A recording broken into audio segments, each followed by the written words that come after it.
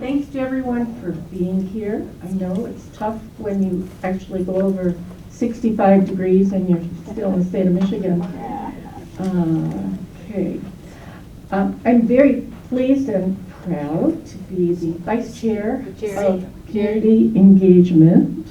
Oh, I'm sorry. That's Ann calling her husband Jerry. So if you hear someone else say Jerry, it's usually Ann.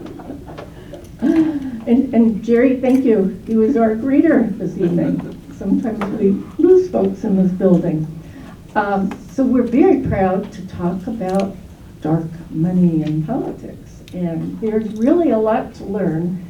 And we've got two wonderful experts to share. So I know you'll go home with lots of good information that you can share with your friends. So let me start by introducing Hank Mayers on my right. Hank comes to us from Lansing area. He's had a 40-year career. I should lie about that, right, Hank? Oh, okay. Dedicated to improving the lives of his fellow citizens. He's founder and president of Michiganders for Fair and Transparent Elections, a civil servant initiating human service programs, a volunteer promoting outreach by charitable organizations, a volunteer handling constituent needs for a U.S. congressperson, an information technology professional improving healthcare service delivery in public and private settings, and an adjunct professor educating tomorrow's healthcare workforce, and as an engaged citizen leader advocating for fair and transparent elections, including Rise Up Michigan. And if it's okay with you, I'd like to take a minute and introduce our second speaker, and then we can let them both jump in. So joining us on my left is Nick Pigeon. And before I tell you about him, we all need to congratulate him. He just received his master's from Michigan State University a couple of days ago. And he's not caught his breath yet, but he's going to go on vacation, I understand. So Nick joined the Michigan Campaign Finance Network as executive director in December of 2022. Before that, he helped elect candidates across the ballot at the local, state, and national levels, serving in a myriad of roles. Nick has intimate knowledge of the campaign financing system, as he has raised money for different committees and managed multiple candidates.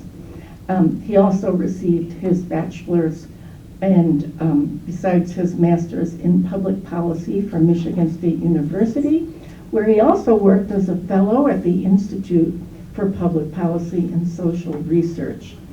I just want to tell you a little bit about Michigan Campaign Finance Network.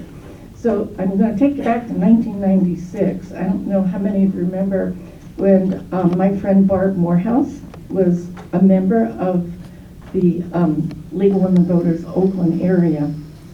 And her friend Rich Robinson began the Michigan Campaign Finance Network, and it is now passed down to Nick. So MCFM was started in 1996 as a project of the nonprofit Michigan Prospect. In 2000, became an independent nonprofit corporation. From the beginning, the organization has focused on public education regarding the impact of money on politics in Michigan. Their work is to assist the public in understanding the role that contributions to politicians play and how critical it is in the healthy operation of a democratic system of governance. So I'm going to turn this mic over to Hank Mayers. You want to start? Are you starting? Yes. Yep. Okay. Who's beginning? Thank you. Okay, I've got a roaming mic. Is it working? Okay, good. Okay, excellent. Well, first of all, thank you all for having me here. This issue we're talking about tonight is not just dark money, but overall the big money, the money that is basically changing our democracy, okay? And I feel rather strongly about this and am pleased to be able to talk to you guys a bit about this thing. Now let me make sure this thing is working right. Don't fail me now. There we go. Okay, and you just, in terms of the Michiganders for Fair, Transparent Elections, we call it MiFTE.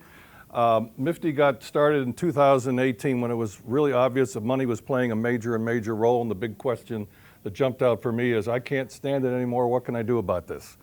And wrote to about 15 or 20 of my politically sensitive friends and said, are you going to sit by? I'm not.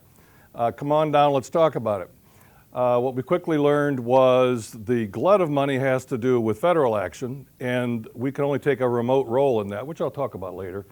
But there's also stuff we can do at the state level. And the big thing we can do about at the state level is deal with dark money. So what's going on with money in politics in Michigan and our country? Well, the simple explanation is it's exploding. That's a cute little thing that says the great American democratic process, our humble friends down, come on button, don't fail me now. Okay, these guys right here, they're doing their bit for democracy, and just this tidal wave of cash is hitting them. That used to be kind of funny. That's the way it is. In our 2020 election, in the states and federal government, we spent $16.2 billion. The presidential race before, I'll show this in a minute, basically in 2016 was $6.2 billion. It almost tripled in one cycle. I mean, that's unbelievable, all right? Excuse me while I get a little excited. I get excited about this because that's incredible.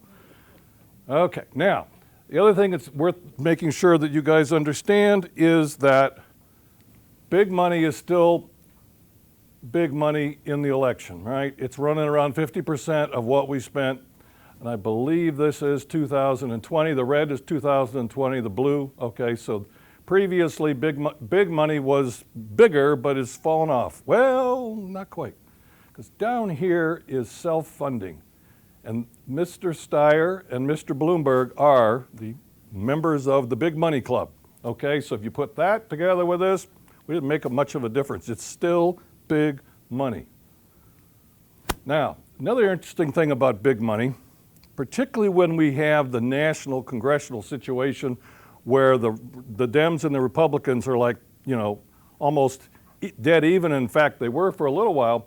What I'm showing you here is these are the U.S. Senate races that in 2020 attracted a great deal of quote-unquote national money, because that's what happens.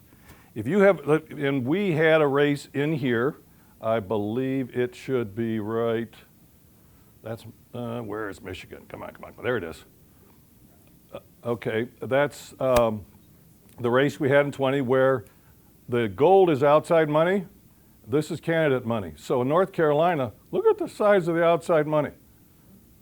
Iowa, Montana, Maine.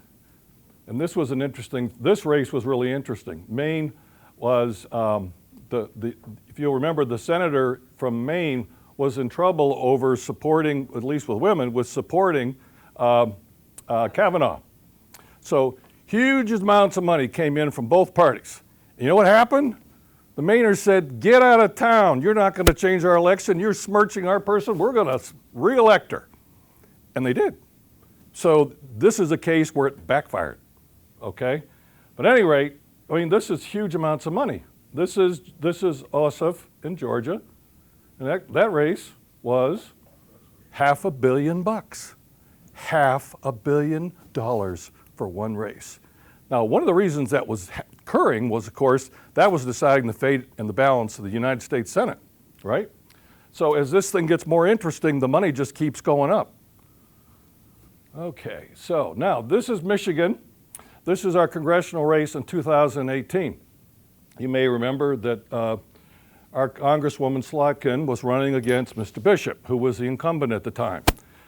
This was one of the most costly congressional races in the 2018 election, our 6th district election, okay? And partly as a result of that, we went from, let me explain these graphs here.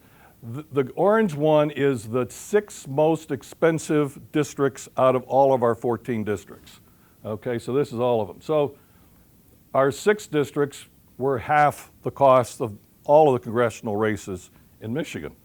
Now, if you move over to 18, now remember, this is just 2 years later. Not 4 years, like we saw with the president's race. You can say, well, there was 4 years of cost of living and so forth, and that kind of nonsense, but this is 2 years, okay? So what happened is the most expensive districts tripled.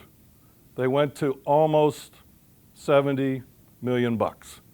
And the overall race amount went double to 80 million. And you might say to yourself, okay, that was one of those races where the national people put all their big money into the thing. And by the way, not only was there big money in there, but there was a fair amount of dark money that was of those types of groups. And where was I going with this? Oh, and then the 2020 would say, okay, well, I guess it'll go down. It'll cool off. Nope, went to 87. Okay, so one of the rules of politics is you never spend less than the last election. You start with, what did it take to win? And I got to have at least that much money. This game can only go in one direction, and that's what it's doing. Okay, so that's down home. Also down home, and by the way, I believe this one, the data came from this guy right here, his predecessor. MCFN is a very important source to us. Without it, we wouldn't be able to really talk accurately about the state races. I could tell you a story forever about the national races and the congressional races, but the state races, this guy's organization produces the data, and we are very grateful. Now, so here is what we're looking at is the House, Michigan's House of Representatives, and this is the cost of the 10 most expensive races. And it's been going up, and in 2018, it basically doubled. It went from 11 to 21 million. And in all of the races, this is all of the races, it jumped from 27 to almost 40, and that's an increase of almost 50%. The other interesting thing to look at here is more and more of the races in Michigan cost at least $1 million. And in the case of the congressional races, even in the UP, $1.6 million on the last round on that race. And that is a hotly contested race. I guarantee you it's going to jump even further next time. Okay, so dark secret money. It's money whose source is unknown. That's what it is. Now, just so you understand, the only people who are in the dark with dark money is you and me, the voters. Trust me, everybody in the election process knows who gave the money that came from the dark money organization, okay? We're the only ones that don't know. And if we had time, I would take you through the presentation, maybe another time I can do it, where I go into detail about how money takes place on the dark side, so to speak. And it's rather complicated, but the more you know, the madder you get. Trust me. Okay, so what are dark money sources? Well, first key thing is it is not a single source. There's 501c4s, they're so-called social welfare organizations. And they go by innocuous names like Friends of the Striped Trout and all kinds of other things that you really don't know who's behind it and, more importantly, what they're up to. So those are issue groups, and there are 5s and 6s. If I remember right, 5 is union and employer groups. 6s are business and commerce, and your Chamber of Commerce, is, particularly the Michigan Chamber, is one of those organizations that are one of these nonprofit groups. One of the things that we need to be very clear about, in 1955, there was a case in Alabama the Supreme Court ruled on that decided that nonprofits as advocacy organizations, particularly in 1955, and the NAACP even more so, are organizations that need their privacy, because if they didn't, they might get lynched. That was true for those guys. It is not true now. Through some interesting sleight of hand in terms of court cases and so forth, the grant that was given to that 501c3 has now been granted all of them nonprofits. How this stuff takes place in the courts makes me crazy. At any rate, there's another thing called donor-directed charity funds. Those are 3s. And I've got a little bit of material, if the time goes right, that I'll go to the very end to show you that not many people realize that if we do what we are proposing to do about dark money organizations, we actually can reduce the amount of money in the election. And you'll see why in a little bit, and it has to do with these organizations. Basically, this is an organization I give money to that is consistent with my political philosophy, whether they be the 1630 Fund, which is liberal and feel good over there, or in the case of the Donors Trust Fund, Donors Trust, which is about conservative money, and I would put it there if that's how I felt. The purpose of putting money in there is to get money into the political process, not to do charities like you and I guys think about in terms of churches, Boy Scouts, all the other things that directly help people. And this is money that is destined to the political process. LLCs used to be a significant force. They're not so big anymore, largely because the 501c3s give you tax deduct, or if you will, tax protection from taxes because it's nonprofit. Late filing groups or pop-ups. This is an interesting gambit. Organizations will create a super PAC on October 24th. And the reason why they picked that date is October 23rd is the last report to Secretary of State before the election, where you have to tell where you got your dough. On the 24th, pop-ups are created, and money is given to them immediately. And then they saturate airwaves with all kinds of ads. In one piece of research I did, 86% of them are oppositional, derogatory, inflammatory, the stuff you hate watching when it shows up on the TV last 3 or 4 weeks. That's where that comes from. So we don't know anything about it. They do have to report. They have to report the 15th of November. Well, the race is over, right? So your candidate or their candidate gets money from these groups and you have no idea where it came from. Post-election gifts to pay off campaign loans. This is the whole new gambit. Brought to you by our friends at the Supreme Court once again last May, where they decided that the way it works is, as a candidate, I'll do a personal loan to get me started, or if I'm low in the polls or whatever and people aren't giving me big wads of money, I go get a loan. At the end of the campaign, I turn to my friends and say, would you kindly eliminate the loan? Now keep in mind here, this is interesting. This happens after the election's over. So there's a whole bunch of expenses that have taken place on the loan that is about to be taken care of by some interest group, source, or whatever, okay? And you're never gonna know about it. And it could be a very sizable chunk of money in the campaign. All right, and what's happened is the Supreme Court last spring said, you know what? There used to be a limit. The 125,000 was all you could give as an individual to retire a candidate's loan. Guess what? Supreme Court did it again. It's unlimited. A person can give an unlimited amount of money to a candidate to retire an unlimited size loan. And you won't know much about that either. And then finally, social media, but that's finally getting a little better. Okay, so those are the sources. We got all kinds of doors for dark money into our races. Basically, our friends at the Open Secrets at the national level have calculated for the dark money that you can count. It's not called dark for nothing. A lot of it is not possible to actually be counted. But they can count at $1 billion. Now that's $1 billion out of 16.2, right? That's the number I gave you back on the race. But that's serious money regardless, okay? And it's grown to that level. Another thing that I want to show you about dark money is this. Okay, the 501c4s I talked about, they're becoming political money laundering machines. Why do I say that? Because what's happening is they get money and they turn around and give it to a super PAC or another political organization that has to report. Okay, now a super PAC's supposed to report their donors. But if the money comes from the friends of the striped bass, that's all we know. It came from the friends of the striped bass. The striped bass may know, but they don't have to pass that information because remember I told you back a while ago they have the right of privacy? And they are a major door of dark money into the system. Now, what I want to show you here is what's taking place. Okay, so we're here in 2012 after Citizens United, where this whole thing, this arrangement starts to really develop some legs. And so at that point, these groups are managing about a little under 400 million. And the green here is where they're actually buying ads, they're actually making the statements to the public, they're doing their own thing with the money. This is money that is transferred to another organization that is the Friends of the Striped Bass, we don't know who it is, etc. Well, in 2018, we were pretty much where we were in 2012, and in 20, boom, 800 million bucks.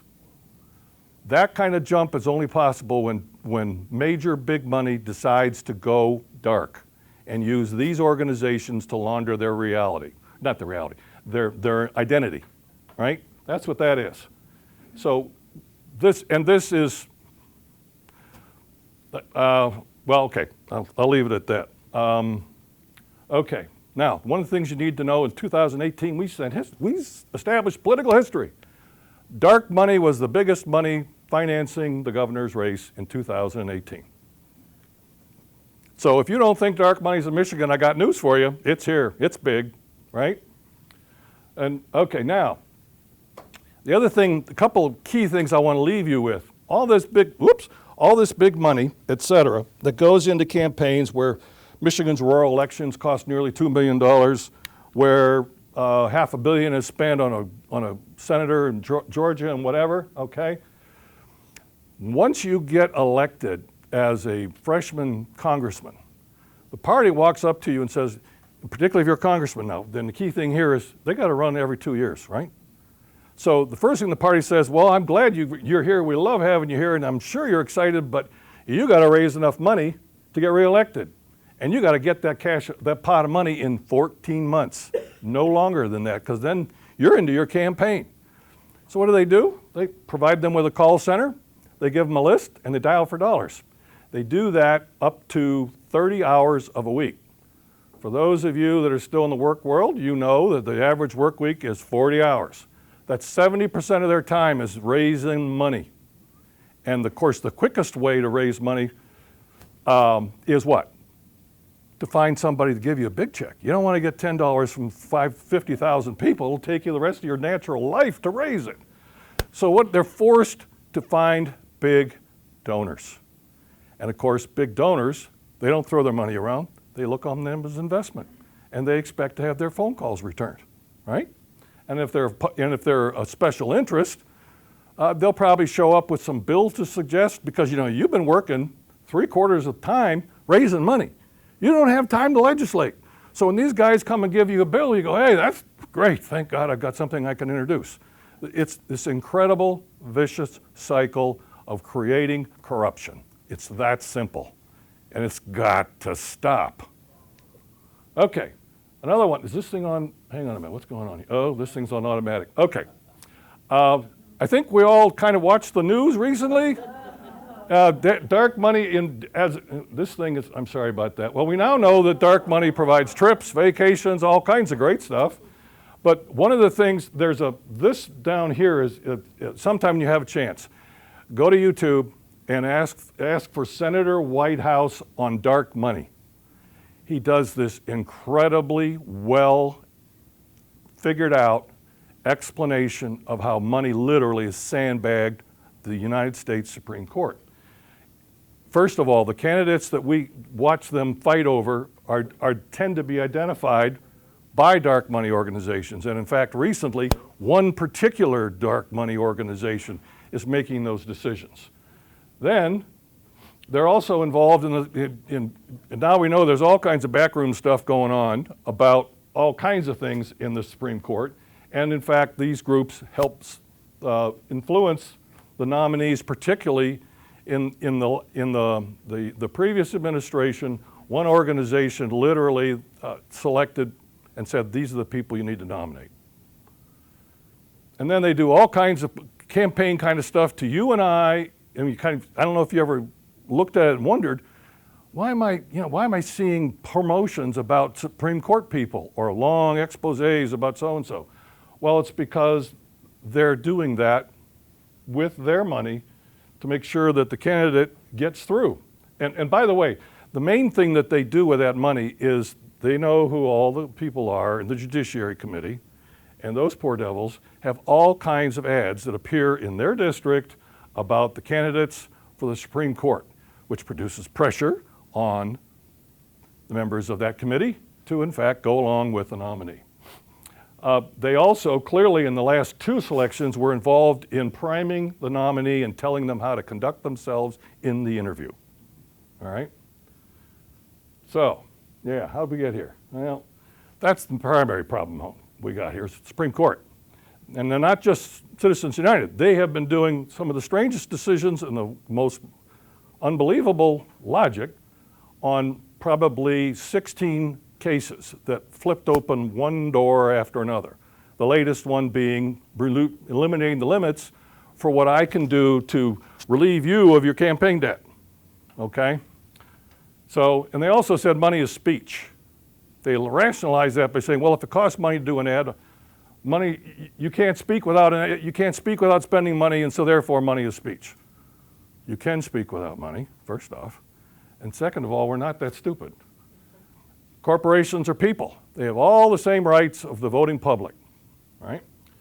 Only direct bribery is corruption. What I'm trying to point out here is what they say is corruption is when I, as a owner of a paper mill, go over to you as my congressman and I tell you that I'm so glad you're in office and all this kind of stuff and I want to contribute to your campaign, and I do so, and you understand I'm saying please help me with what I want, et cetera, okay?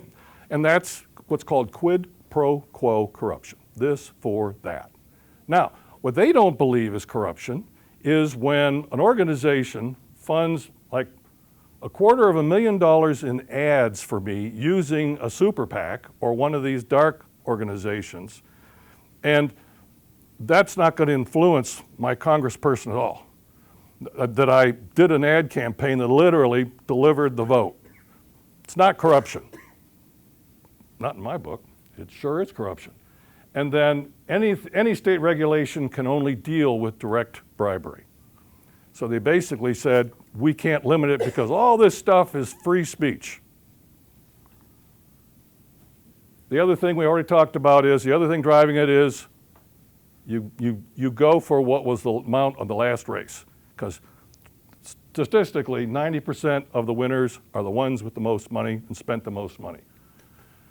The other thing that happened that really changed things was these 501c4s, et cetera, got really political. And I'm sure you look at those four icons here, I'm sure you'll recognize at least one of them. Those are all dark money organizations.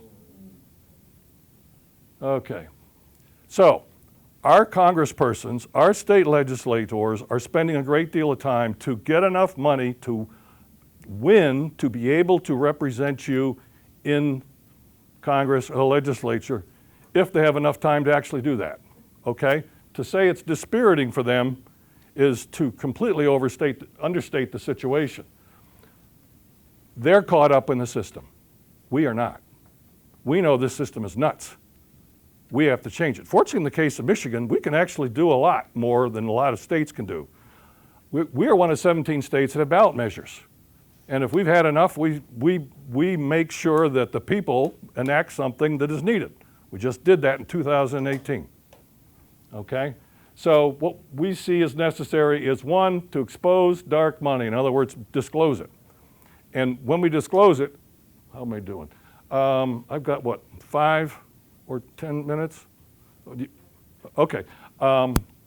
The other is contain big money. The way we do that is to have a resolution in our legislature that tells Congress, get on with it, get us a constitutional amendment, so that amendment will say money is not speech. The states can, in fact, have restored to them their previous right to regulate money reasonably in our elections, and can differentially treat non-human entities, AKA corporations and other groups. They can decide that they don't have the same rights as people in the election, which is the way it used to be. Okay, so that's what we would do is basically encourage Congress to get on with it.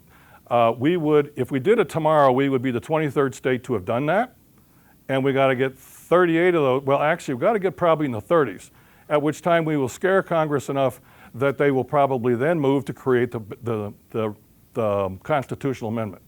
They've done it in the past in the exact same scenario. We elect senators directly because more and more states said, if you don't do it, we're going to find a way to get it done. And then they finally did it. So anyway, okay. Now, our current strategy is to assemble the broadest possible coalition of related organizations to champion campaign finance reform in Michigan. We call it ShowMItheMoney. And we did that. We now have 10 organizations. We lobbied the legislature Last Thursday, we visited almost 80 legislators, said to them, you know, time's up. And those 10 organizations brought, what was we had, like 30 or 40 people to do that. And first of all, the results were very encouraging. I mean, we had both Democrats and Republicans saying, yep, we got to do something about this, which was heartwarming to say the least. Another thing that's part of this is to have the people must govern, not money local resolutions. And I've got, let's see, did you pass those out? No, we didn't pass those out because I didn't want to get you too distracted. We have copies of that. And the current version, no, that's not it. It'll actually, when we get done, it'll be up here. And it looks like that, okay? Two sides. It's basically a resolution that says 10 or different things, points out 10 or different things that have really just made stuff crazy, and we've had enough, and we need to have Congress do something and the state legislature do something. The intent is to basically make it clear that this is not just 10 organizations that think things ought to be different. The whole bloody state does. And every corner of the state believes that that is indeed the case. And so we're in the process of, we hope to get some adequate legislation regarding dark money in this legislature. The chairperson of the House, who reigns from Dearborn and Dearborn Heights, her name is Erin Burns, has told us that she will hold hearings before summer, which I'm elated to share with you. And then the Michigan resolution to get Congress to do its thing. And after that, after having done that and continue to do ground community level activity, is to get Michigan what we call ratification ready for the federal amendment. Hello. Am I too far away? Yep, apparently. Okay, so the lobby day, the other day, 5 national groups, 6 state groups, including your organization, supported it. I'm really pleased we got that done. We had 32 individuals that were in 6 teams. They physically visited 45 office of senators, and they virtually visited a good number of others. I suppose you can see I kind of forgot to go back and finish that statement. I'm not sure exactly how many were virtual.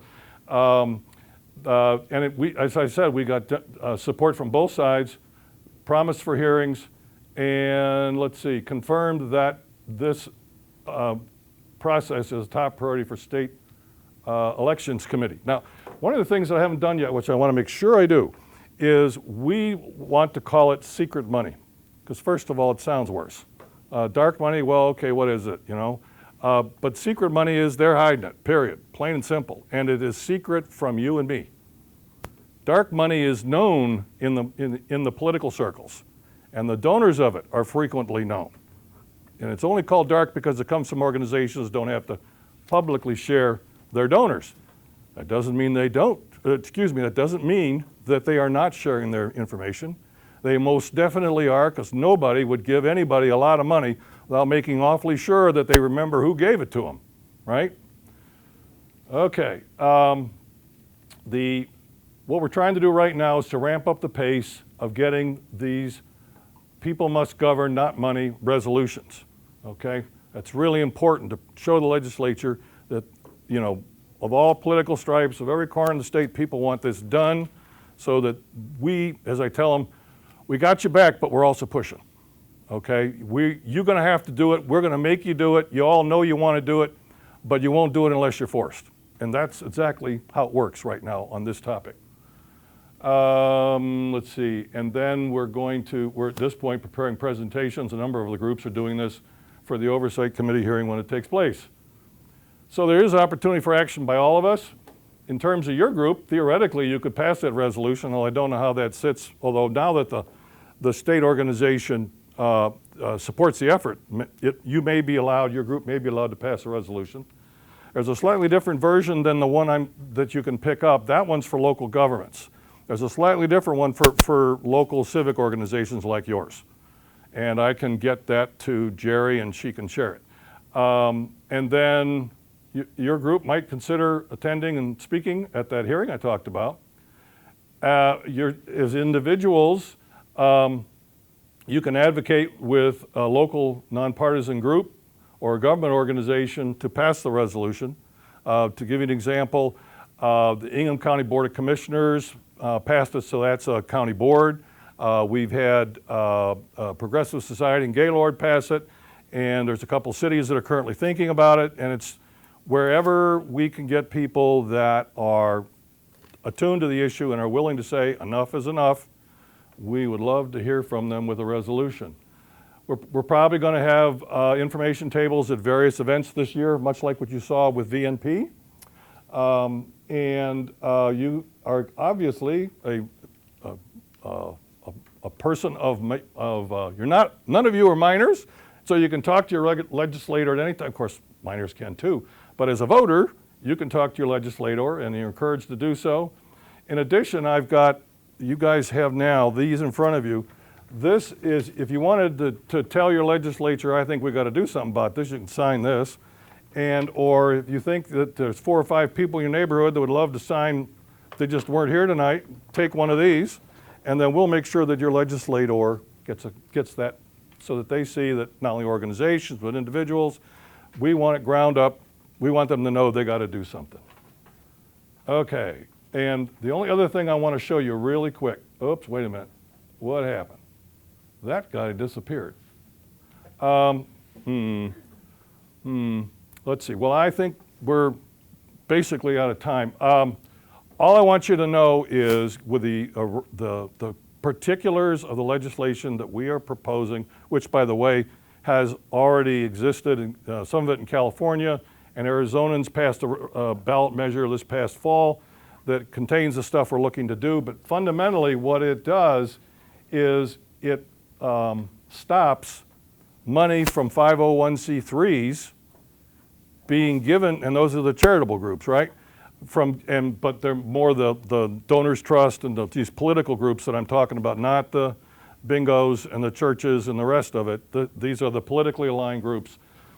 With the changes that we would put into place, if those organizations gave money to a 4 and they wanted it to get into the election, which technically for 501c3s, 4s, 5s, technically they can't put money into the election per se. They can give it to advocate groups that are involved in the election, which is what a lot of them are doing and are saying that's what their money's being used for, but their money's going into a single pot in the 501c4. And they're doing all kinds of, the 501c4 is doing all kinds of election type activity.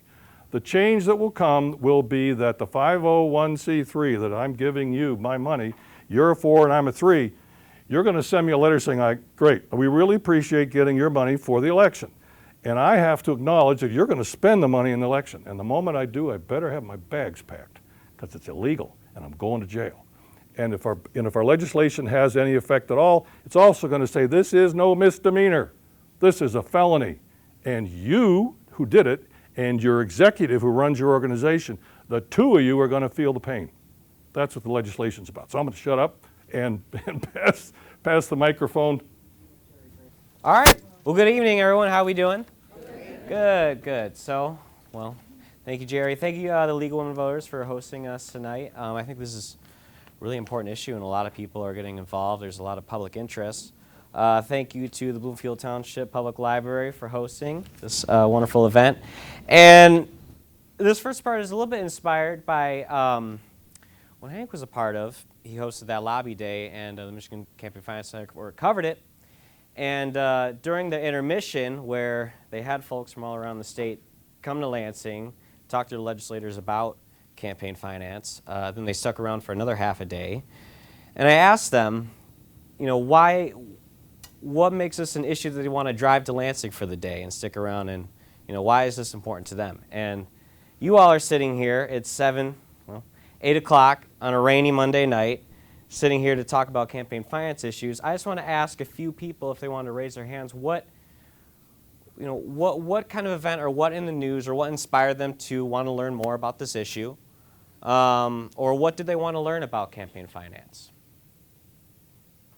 In the back. I was concerned about the money raised with the 3 recent Supreme Court justices on the board. Sure. So the lady in back is interested in the money raised in the Supreme Court races in Michigan. I've been hearing a lot about that at the network. Anybody else? Gentleman right there. This is probably not very acceptable in this group. I've been concerned about campaign financing since primarily Democrats pushed through the legislation which made public, quote-unquote, public funding of elections, which left this whole gray area of the PAC money. And in my humble opinion, that's where the problem started. Okay, so you're interested in kind of public financing. Well, I think it's all tied together. I happen to think that we should do away with public financing and make sure that everybody has to report. Sure, so you have interest in public financing. And in the back, really quickly. Yes, this is about an inequity in power and privilege, and the system needs to be rebalanced. Sure, equity, right, the whole system.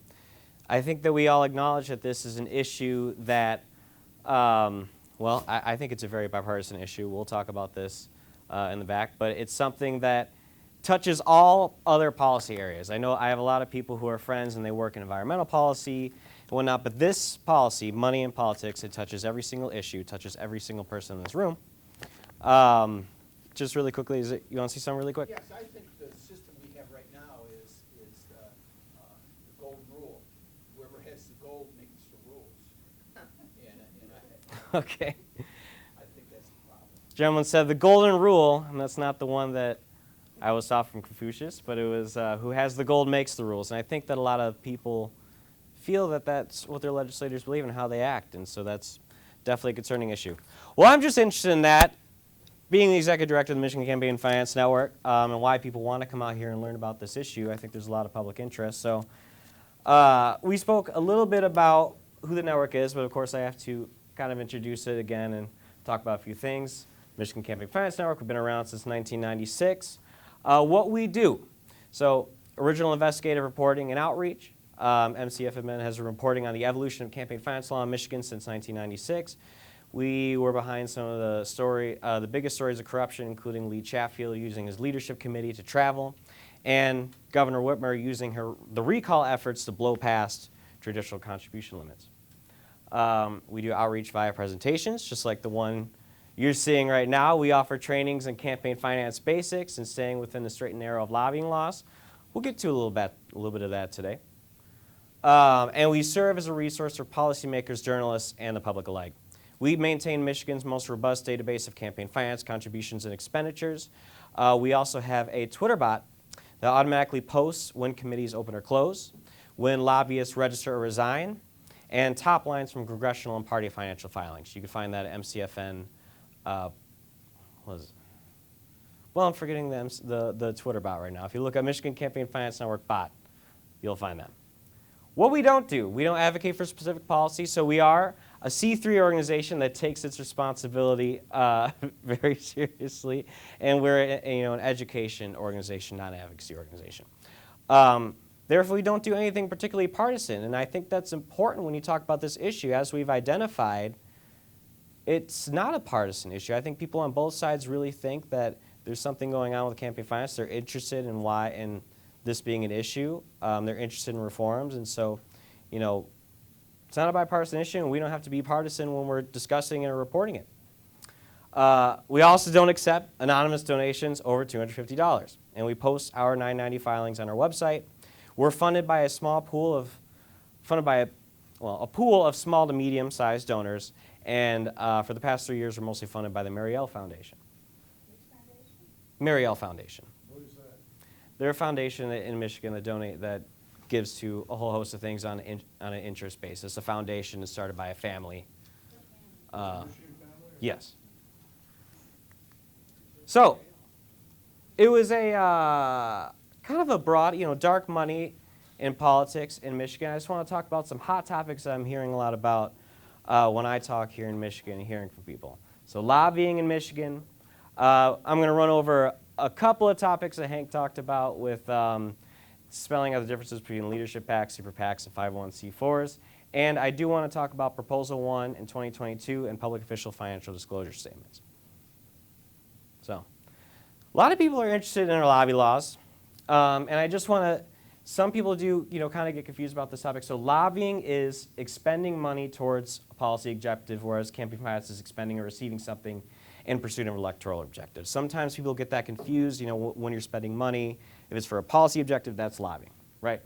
Most lobbying in Lansing does not have to be reported. We'll talk about why that is. Specific activities or monetary thresholds trigger registration or reporting requirements for lobbying. So what is that? Right, so lobbyists are typically a corporation, association, or other type of organization that compensates or reimburses a lobbyist agent or other employee to lobby public officials. That means individuals, when you think about a lobbyist, they're usually lobbyist agents registered under Michigan law. So a lobbyist is a person or a corporation whose expenditures are more than $2,900 during any 12-month period for lobbying, or who expends more than $725 during any 12-month period to lobby a single public official. They must register within 15 days. Lobbyist agent was once paid more than the current threshold, that's $675 in 2022. Now that is $725. They must register as 3 calendar days in the lobbyist agent. Why did that go up? Well, it is for inflation, but the number isn't indexed directly with inflation. It goes up each year as mandated, so it's gone up by $50. These thresholds have gone up $100 last year. They're increased through inflation. I spoke about that. So most lobbying, is veiled. Those are pretty high expenditures. If money is not being expended, to talk to a public official, right, you might not have to report that as a lobbying unless you're expending money for it, right? High floors from itemization means the public knows little about who is being lobbied. For food, $72 a month. Maybe some people have heard of the toothpick rule. Has anybody heard of that? So at your events, you have food that is eaten on a toothpick. It's less than $72, right? So then you won't have to really disclose that's a toothpick rule. Travel and lodging, $950. You could reimburse a good amount of travel or lodging for $950. Or financial transactions less than $1,450. So what is also interesting and what is important for this is that the statute defining a lobbyable public official is narrow. And lobbying outside of that list is you don't have to report that. So that list is the governor, the lieutenant governor, the secretary of state, the AG, a classified director, a chief deputy director, an individual under the executive branch or not under civil service, or the president of a public university for the executive branch, right? So we're not talking about a lot of people on staff or whatnot. In the legislative branch, senators, representatives, the auditor general, the deputy auditor general, a policymaking employee of the legislature, and the director of the legislative retirement system, right? So if you expend money to talk to a lot of public officials, you won't have to disclose it because they're not on the list of lobbyable public officials. And that's something that kind of makes Michigan pretty unique, how narrow that list is. Otherwise, reportable benefits can pass through arm's length entities or redefined to avoid disclosure. And also, multi-client firms don't have to break down their expenses by client, right? So they can report how much they spent lobbying, don't have to detail it in an itemized way, who they spent that money to talk to. So there has been some talks about what they want to do with Michigan's lobbying law. I've been hearing a lot of people wanting to talk about that, so I just want to give you guys a primer of Michigan's lobbying law. The next thing I want to go through is break down a little bit. We're going to cross a little bit of the tracks that Hank spoke about, but the main campaign finance common fundraising vehicles. And first I just wanted to give the breakdown, if anybody is still a little confused about the 3 kinds of money. So we have hard, soft, and dark money, or as some people want to redefine it, secret money. It is secret. Hard money is traditional spending. So think about your campaign committees. Traditional spending as in they're putting in an ad that's paid for by the candidate, their yard signs, their events, their literature that they hand out at your doors. It asks for your vote and includes express advocacy language. And this is subject to campaign finance rules, and there's transparency and disclosure. So the language that they use in this are vote for, elect, support this, cast your ballot for this. That's express advocacy. Soft money can't tell you how to vote. They use issue advocacy or unregulated language. We need blank in Lansing. Wrong for Michigan. Call Smith and thank them for X. To some people, that might seem like a distinction without much of a difference. But as far as having to report it, That's all the difference it needs to become from being subject to hard money rules or being subject to soft money rules, right? Soft money, can spend on the outside, and there's no limits on spending usually. So what's the difference between soft money and dark money? So dark money is soft money from a hidden source, right? They don't have to disclose where that money came from. Can't tell you how to vote, and as Hank talked about, a lot of it is very negative. A lot of it is negative and on the attack. That's where the dark money really comes in, are those ads that you see that have the candidate with the worst angle you could possibly see them in, and it's all in black and white. And that negative language really comes from these dark money groups. So the first one on top, this list goes mostly from at the top, the most transparent to the least, right? So regular campaign committees, they have contribution limits. They cannot accept corporate donations. They can only give $100 to other candidates, and they have to file to the Michigan Department of State. The next one, independent committees, aka leadership PACs. These are growing in Michigan. It's growing in Michigan, and it could be used to fund other candidates, right? So it's hard and some soft money. They make their filings to the Department of State, and there is the ability to stack leadership committees, right? So it's a leadership committee is associated with the candidate who has their own candidate committee, and they could have multiple leadership committees. Some of them have ventured and named it 1, 2, and 3. So that basically flouts any kind of expenditure limit if you can stack the leadership committee. Independent super PACs, right? So we heard about this from Hank, Michigan Department of State. Any domestic entity can donate, no contribution limits, files to the Michigan Department of State, and like we said, it engages in soft money. It doesn't have to report who it gets it from, and it can directly support candidates up to 10 times the individual limit, right? It acts as a person only with more spending power, used for leadership PACs and also may exist locally. We didn't talk a little bit about 527 accounts. They're not growing in Michigan as much as other places. They're a catch-all. So all 501 organizations fall under a 527, but these ones report specifically to the IRS. So they might have different limits. Depending on Michigan, it might not have to be registered in Michigan. They can register to the IRS. Usually that means even less disclosure. Any domestic entity can donate. No contribution limits, but can't give to most Michigan PACs without registering.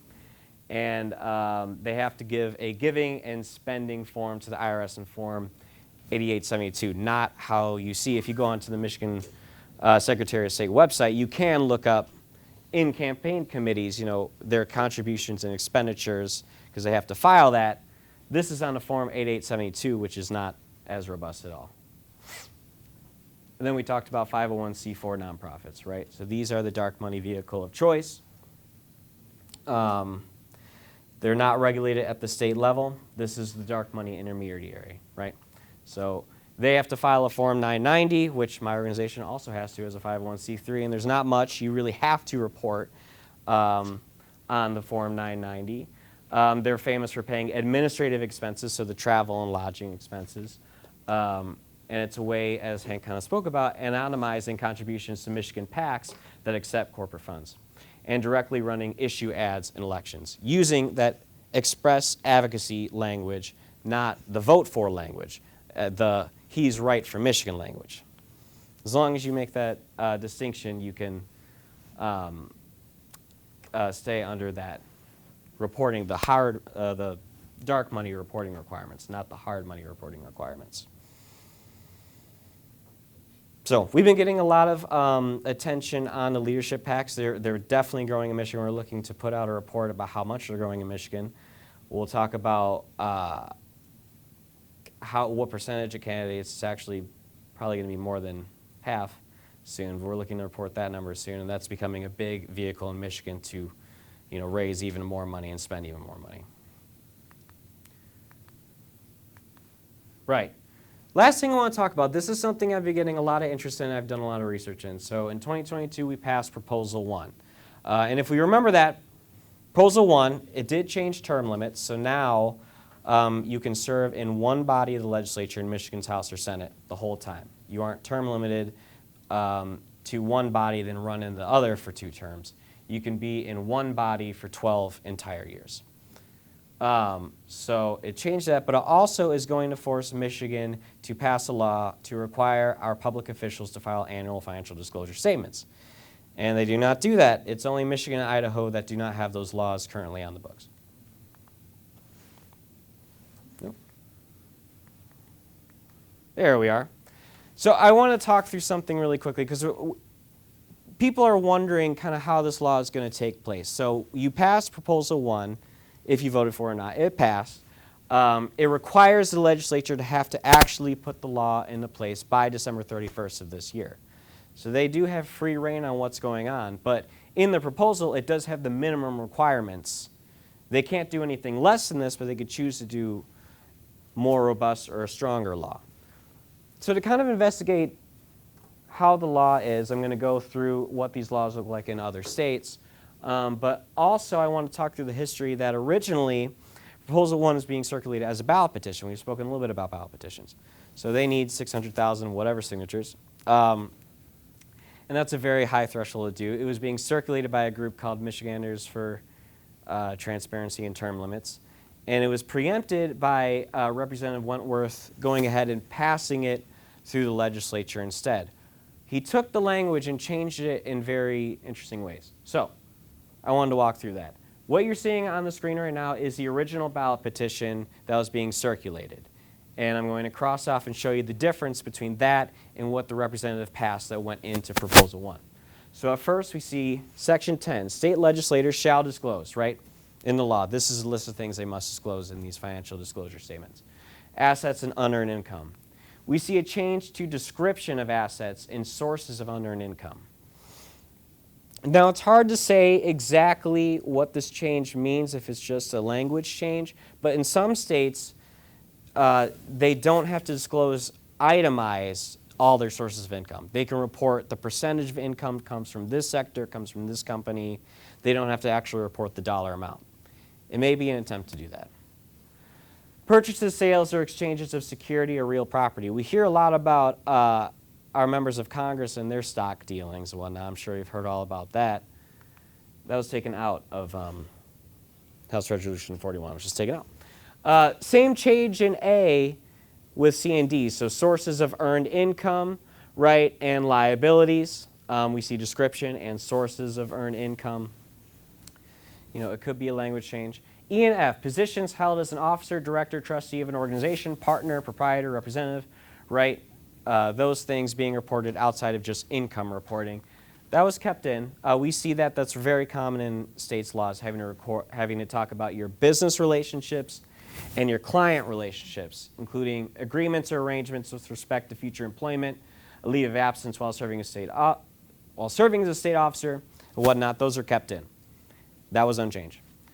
Finally, we get to G, H, and I. Gifts as defined in Section 4 of 1978 Public Act 472. Travel payments and reimbursements and payments made by others to a charity in lieu of honoraria.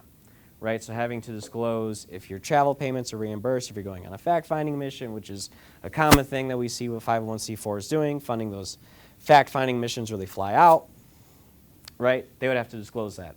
And payments made by others to charity in lieu of honoraria. The change that was made is that gifts received and required as people registered as lobbyists or lobbyist agents under Michigan law. So who do we talk about who's not registered as a lobbyist or lobbyist agent under Michigan law? People who have to report to the IRS, so 501c4 organizations. They're not registered under Michigan law as Michigan lobbyists. They have to disclose to the IRS, so it's essentially they're not going to have to disclose those types of payments, and those travel payments and reimbursements and those payments to others to a charity in lieu of honoraria. The other change that I thought was interesting, so Section 10.4, the legislature shall further implement this section by appropriate legislation. Legislation implementing subsection 2 and 3 must not limit or restrict the application of subsections 2 and 3, what we just read, and must be no less stringent than the requirement applicable to annual financial disclosure and periodic financial transactions reported by members of Congress under Title I, so the congressional standard, right, which we know they do have to disclose their stocks and whatnot. So it can't be less stringent than Congress's standard. It was the same language and then that was taken out. So that's kind of what we're looking at with Michigan's law. And so this research that I've been doing is I've been ranking the 50 states and their public official ranking system, right? So we've seen organizations kind of take a holistic view of the country and talk about, you know, how robust and how transparent are they statewide, looking at a holistic picture of their state legislature, their FOIA law and whatnot. I'm just ranking these laws for these public officials having to disclose their finances. And of course, I don't know if anyone has heard this, we rank consistently in the lowest numbers. We're 48 out of 51. And the Coalition for Integrity's ranking, I think the public, what's the other one? I can't remember now, but we are always one of the top on the bottom 5. So I started kind of ranking, seeing what I saw in these other states. So I created a scoring system. In order to quantitatively compare each state's law in terms of strength, I developed a point system. States are awarded points for having certain disclosure requirements and attributes vested in law. While other organizations have ranked states in terms of total transparency, this analysis is focused on the public official financial disclosure law specifically. So 1 point if the state has an independent ethics committee that holds public meetings. 1 point, does the ethics committee have to disclose the complaint to the respondent by law? 1 point, does the ethics committee have the power to strongly sanction?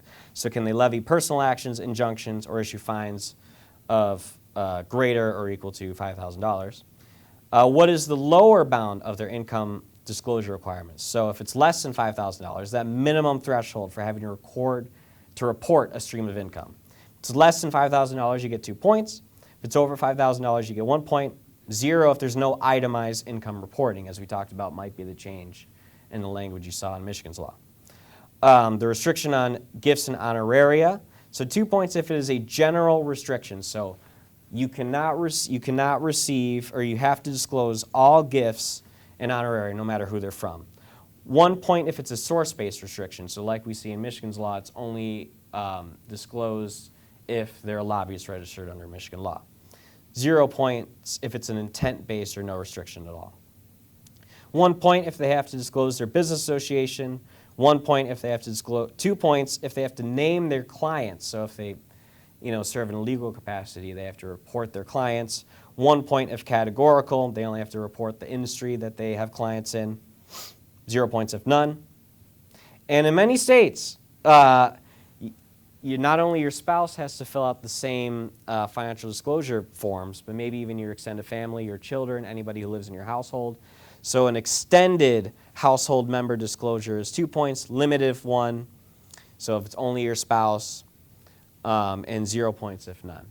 So doing that ranking system, how do you think Michigan ranks currently? 4?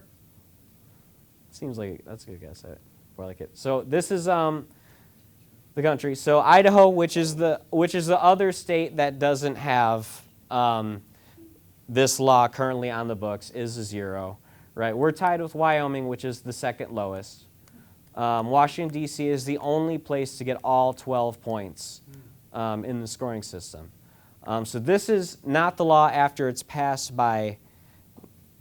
This is before the changes in Proposal 1. This is as the law stands currently, right? So what will happen once Proposal 1 has to be passed by the legislature, but it's passed only in adherence to the minimum requirements that we see in the current law as passed in Proposal 1. It would go up to a 4 because they would get a point for having disclosed clients, having disclosed their business disclosure, but we don't see any changes in the ethics committee. We don't know what the lower bound of the income disclosure requirements will be. And then we see that restriction on gifts and honoraria is pretty limited to only lobbyists and lobbyist agents, which is already illegal under Michigan law, so it's kind of weird. I don't know what they're asking they'll disclose. So we would go up to a 2. Some of the things to improve transparency that I suggested, changing Section 10.2 G and H to a general-based disclosure on gifts, honorary, and travel reimbursements, instead of that very specific only lobbyists and lobbyist agents registered under Michigan law. Just general. If a gift was given, it has to be disclosed, right, by anybody. Ensure that income and asset disclosure is itemized dollar disclosure, not just categorical disclosure. I mean, we want to see, we want to be able to cross-check with other financial documents, the dollars, that improves transparency. You'd have to report that. And this wasn't on the scoring system because it varies really widely between every state. But adding back in the disclosure of securities, we've seen a lot come out because of what our members of Congress and their stock trades and stuff. And I think that adding that back in would, increase transparency in our state. I think people want to know that information. So with those changes, it would go up to an 8 out of 12. That's the graphic right there. And that is it for me. I really do appreciate the League and the library for hosting us. If you do want to contact us, you could send us tips at mcfn.org. That blue is really hard to read on the projector. Nick@mcfn.org is my email. We have a mailing list. I'll always ask for a contribution, of course, after we talk about the dangers of dark money. I always think it's funny when I do. But you can make a contribution at our page on our website. You can send a check to our mailing address. And you're going to see a lot coming from the network. We're expanding our database and how we aggregate data and report it. And leading up into 2024, you're going to see more robust tools on our website. And thank you for your time.